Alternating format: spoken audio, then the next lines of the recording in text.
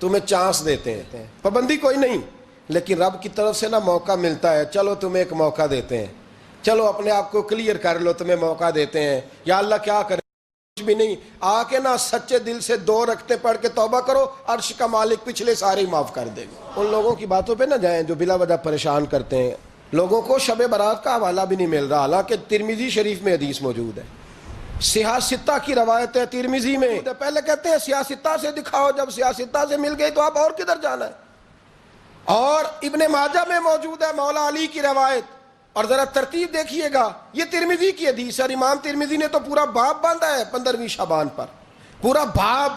اب تمہاری مرضی ہے اگر تم نئی بات کو سمجھنا چاہتے، لیکن میں نے پہلے بھی کہا تھا، پھر کہتا ہوں، اگر ہمیں کوئی شخص کہتا ہے کہ شب برات کو اٹھ کے نفل نہ پڑھو، تو بھائی نفل ہم نے پڑھنے اللہ کی رضا کے لیے، ہمیں کسی بندے سے ڈگری لینے کی ضرورت نہیں، نہ تو ہمارے اور رب کے درمیان معاذ اللہ کوئی وسیلہ ہے کہ تو کہے گا تو پڑھیں گے، جب دل کرے گا پڑھیں گے، اور جتنے دل کرے گا پڑھیں گے۔ ہم تو نفل کہہ رہے ہیں اس کو، ہم نے کب کہا ہے ضروری ہے جو عشاء پڑھ کے سو جائے فجر تک سویا رہے، ہم اس کو گناہگار نہیں کہہ رہے، لیکن یہ ضرور کہیں گے کہ گولڈن چانس مس کر دیا اس نے چانس مس کیا ہے، یہ تو اللہ کی رحمت کا موقع تھا۔ حضرت سیدہ عائشہ صدیقہ رضی اللہ تعالی عنہا ارشاد فرماتی ہیں کہ شعبان کی 15ویں رات تھی، یعنی شب برات کی رات، فرماتی ہیں شعبان کی 15ویں رات تھی، میں نے اچانک نظر ڈالی تو حضور میرے بستر میں تھے، پھر میری نظر پڑی تو حضور نہیں تھے، میرے دل میں گمان آیا، خیال آیا کہ شاید کسی اور زوجہ کی طرف حضور کا میلان تباہ ہو گیا ہو، وہاں تشریف لے گئے ہوں۔ فرماتی میں اٹھی باہر گئی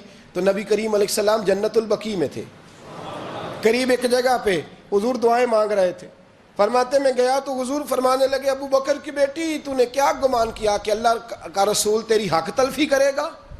عرض کی حضور آپ مالک ہیں، کہیں اور جانا چاہیں تو میری طرف سے پابندی نہیں۔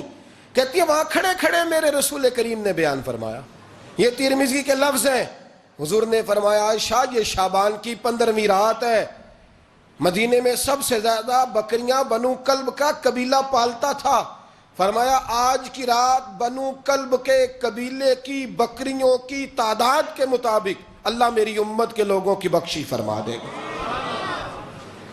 یہ وہ رات ہے۔ جناب عائشہ صدیقہ رضی اللہ تعالی عنہ نے بات رات کو سنی تنہائی میں نبی پاک سے، رات کو تنہائی میں حضور سے سنی، سویرے جناب عائشہ نے کل امت کو بتائی۔ اگر یہ بات اہمیت والی نہ ہوتی تو بی بی صاحبہ آگے روایت کرتی، یہ کتابوں میں آتی، یہ لوگوں کو بتاتی۔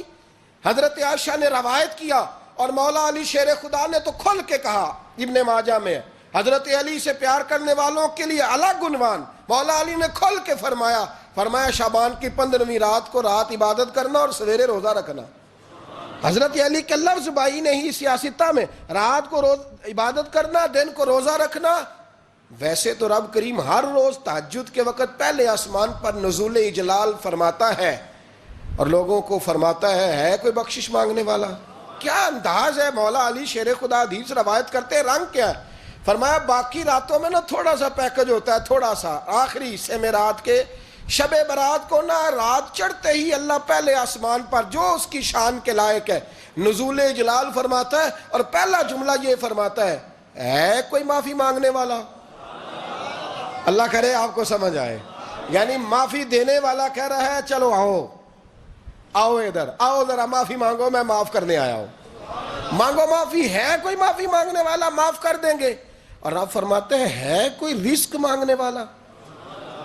وہ جو بڑی درخواستیں دیتے پھرتے ہیں نا مختلف اداروں میں، وہ ایک درخواست نا شب برات والی رات بھی دے۔ اور میں نہیں کہہ رہا، مولا علی شیر خدا فرما رہے ہیں، اور وہ خود نہیں فرما رہے، وہ نبی پاک کا فرمان نقل کر رہے ہیں، اور وہ رسول اللہ صلی اللہ علیہ وسلم کی بات نہیں بیان کر رہے، وہ کہتے ہیں رب فرماتا ہے کوئی روزی مانگنے والا؟ سارے سیٹھوں نوابوں جاگیرداروں کے پاس جا جا کے تھک گئے ہو، ایک دن میرے کہنے پر، ایک رات، ایک دیہڑی ذرا شب برات والی لگا کے تو دیکھو۔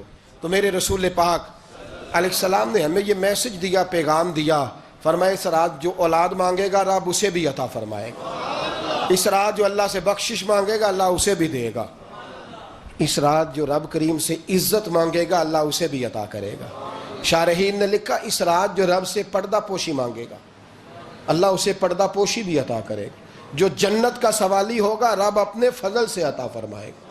کوشش فرمائے، کوشش فرمائے۔ 10 محرم کو ہمارے ہاں لوگ جاتے ہیں قبرستان، وہ کسی حدیث سے ثابت نہیں، میں منع نہیں کر رہا، جائیں 9 محرم کو جائیں، 10 کو جائیں، 11 کو جائیں، 8 کو جائیں، سفر میں جائیں، ربیع الاول میں جائیں، قبرستان میں جب بھی جائیں منع نہیں ہے، لیکن شب برات والی رات تو خود رسول کریم گئے ہیں نا قبرستان۔ اب جو بات میں نے سمجھانی ہے اس کو سمجھیں، نبی پاک کی والدہ کا مزار نہیں ہے وہاں جنت البقیع میں، حضور کے کو بھائی بہن، حضور کیا کرنے گئے؟ امت کی بخشش کے لیے گئے۔ شب برات کی رات لالچی نہ بنے کہ صرف میں نے اپنے لیے روزی مانگنی ہے، کل امت کے لیے مانگے، رب کریم سے مانگے، اپنے بھائی کے لیے مانگے، اپنی بہن کے لیے مانگے، اپنے بیٹے کے لیے مانگے، اپنی بیٹی کے لیے مانگے، اللہ کریم سے۔ یہ مانگنے کی رات ہے۔ پچھلی راتی رحمت رب دی کرے بلند آوازہ، بخشش منگن واریاں کارن کھلا جے دروازہ، آئیں اللہ کی بارگاہ میں اس رات کو کھل کے دعا مانگیں۔